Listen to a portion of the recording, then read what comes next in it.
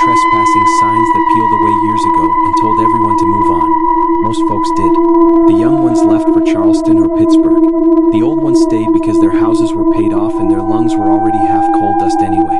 Population dropped from 1,200 to 187. The streets grew quiet except for the wind rattling the loose tin roofs. But the mine never really closed. My grandfather used to say the company pulled out the last profitable seam in '82, but the deeper tunnels, the ones they called the lowers, were never mapped for the public records. Too unstable, the inspectors claimed. Collapsed long ago. Grandpa laughed every time he heard that. He worked 31 years down there. He said the company didn't collapse anything. They just stopped paying men to go fetch what was already coming up on its own. I didn't believe him until last October.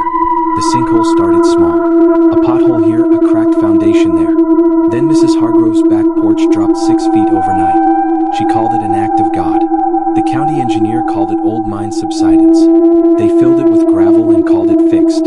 But the noises came next. Low, rhythmic thumping, like distant machinery, rolling up through the storm drains after midnight.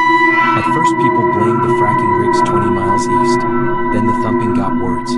Not words you could understand, just shapes in the sound. Angry, hungry, patient. Tommy Whitaker was the first kid dumb enough to go looking. He was 17, loved urban exploration videos, thought he was going to film some cool footage for TikTok and get famous. He found a ventilation shaft behind the old tipple, half hidden by blackberry briars. The grate was long gone. He dropped the glow stick down and said it fell, and never hit bottom. That should have stopped him. It didn't. He went in with a headlamp, a GoPro, and his daddy's old carbide lamp for backup. He streamed the whole thing live until the signal cut at 1:47 a.m. The footage got saved by 3 viewers before the account vanished.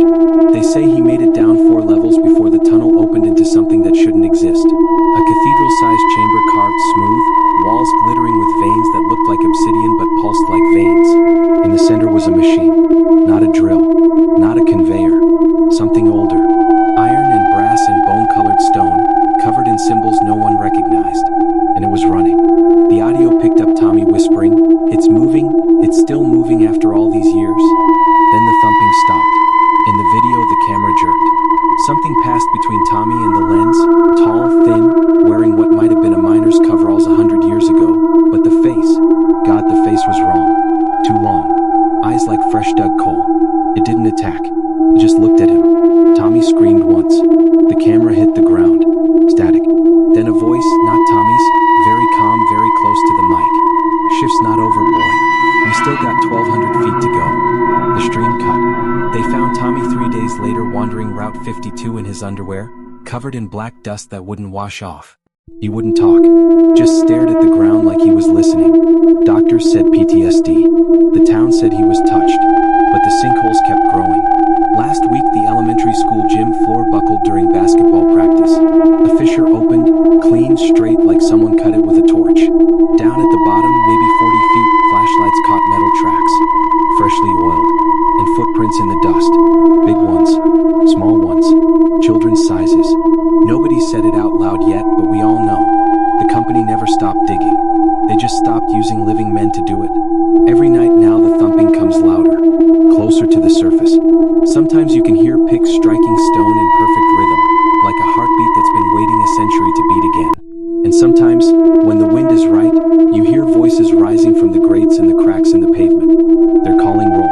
They're calling names we haven't heard since 1983. They're calling our names.